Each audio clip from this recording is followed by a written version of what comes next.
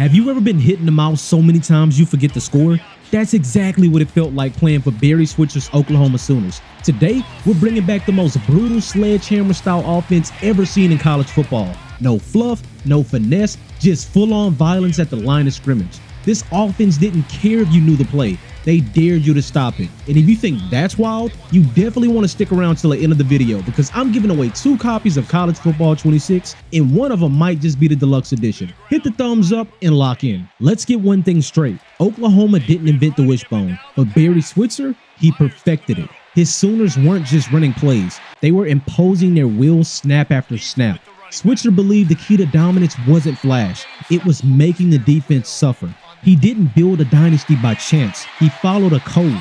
5 rules, 5 truths. Burn these into your brain because they're the difference between running a wishbone and weaponizing it. If you ain't living by these 5, don't even bother lining up.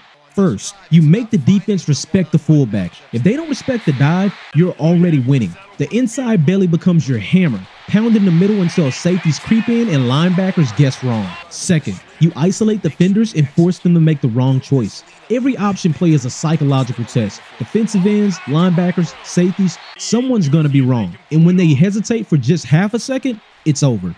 Third, we're not afraid to go deep. That's what makes this offense lethal. Everyone's worried about the run until we launch one 40 yards down the field to a wide open receiver because the defense sold out. Fourth, we control the flow. This offense wasn't just physical, it was methodical. Time of possession, that's ours. You get 1 possession in the first quarter, 1 in the second, maybe 2 more for the rest of the game if you're lucky. That's how you break spirits. And the last rule is think first downs. We're not chasing highlights. If it's 4th and 1, we're going. You know it, we know it, the crowd knows it. This isn't a track meet. It's a slow, painful grind. And to make it work, you better protect the football. You don't turn it over, you don't get cute. Every possession is a precious opportunity to wear down the will of the defense. Like Coach Boone said, if you fumble my football, I will break my foot off in your John Brown hind parts. This system was brutal, but it was also calculated. Every position had a job. So let's break down the personnel you need to recreate this monster in College Football 25. The quarterback isn't your typical signal caller. You need a scrambler, a straight-up athlete. Somebody who runs like a tailback but can still hit a receiver when the defense bites. We're talking 220 pounds or more. Durable, tough, not afraid of contact. He's got to live in the option game, read the dive, read the edge, make quick decisions under fire. And when a play breaks down, he turns chaos into chunks. If he's not built to take a hit, make a read, and keep the offense rolling, he's not built for this system. You don't need a quarterback who can run. You need a runner who can throw just enough to keep him honest. But even the best running quarterback needs a lead dog, someone to set the tone. That's where the fullback steps in. This ain't just a blocker. This is the engine of the offense. You need a utility fullback, a do-it-all warrior who lives for contact and refuses to quit. He's got to be tough, durable, quick off the snap, and strong enough to push a pile by himself. Stamina through the roof, vision in tight spaces, the kind of guy who doesn't just brace for a hit, he looks for it. You want someone with a Mike Allstott mentality, willing to be the hammer on every play, willing to leave bodies in his wake, willing to die for the team if it means moving the chains. He blocks, he runs, he breaks tackles, he finishes runs with bad intentions. You don't find fullbacks like this every cycle, so when you do, build your offense around him. Now behind that fullback, you need backs that match his energy. No flash, no finesse, just violence every time they touch the ball. We don't care about hitting home runs or lightning in a bottle. This offense doesn't need sprinters, it needs bruisers. Running backs who can punish defenders, put dents in face masks, and step on hands in the pile. You want power backs, a low center of gravity, always falling forward. They don't dance, they fight in the phone booth. And they better be able to block too, because if they can't step up in protection or lead on option plays, they don't belong in this system. This offense doesn't just run through the backs, it runs because of them. Now don't get it twisted. Just because we run the ball don't mean the receivers get to chill. If you line up out wide, your job is simple. No block, no rock. We want physical wideouts with speed. Guys who fire off the line and hit DBs in the mouth. Your first job is to dominate the edge, not play patty cake. Eventually, the defense falls asleep. That's when you slip out, sell the run, and take the top off. But until then, you earn your touches by cracking helmets. If you can't block, you don't get the ball. Period. Now, if we're talking old school power football, we can't forget the tight end. In Switzer's offense, this guy wasn't a luxury, he was a necessity. We want a blocker first, a bully who can hold the edge like an extra tackle. If he happens to have just enough speed and soft hands to leak out for a catch, that's a bonus, but not a priority. Look for the blocking archetype or a big possession wideout with elite run block ratings. Doesn't matter if he's listed as a tight end or an athlete. If he can maul linebackers and set the edge, he's hired. Last but never least, the big uglies up front. You can't run the wishbone without a wall. Switzer knew that better than anyone. Barry Switzer's Oklahoma teams were built on massive physical linemen who lived to move bodies. This offense doesn't work unless you dominate the line of scrimmage. So we want a power lineman, plain and simple. The bigger, the better. You're building a wall, not a unit that gets cute in pass pro. These guys fire off the ball, create movement, and wear down a front seven across 4 quarters. Size, strength, and attitude. Get guys who love to bury defenders. Footwork matters, sure, but violence off the snap matters more. Build the great wall and let your backs run wild behind it. Now that the roster is built and the mindset is locked in, it's time to talk about what made Switzer's Wishbone truly unstoppable, the run game. This offense doesn't trick you, it breaks you. Play after play, it's a 4-quarter fistfight. Let's break down the core runs that made Oklahoma a nightmare to stop. First up is inside belly, our tone setter. It's how we start the fight. This is the play that lets the defense know exactly what kind of day they're in for. No dancing, no trickery, just straight downhill punishment.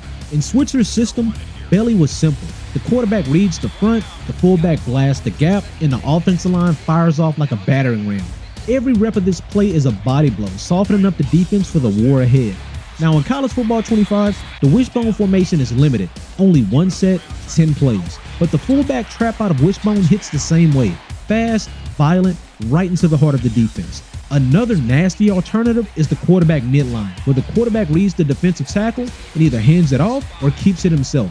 It's another downhill weapon that keeps the defense honest and wears them down just like the old belly used to.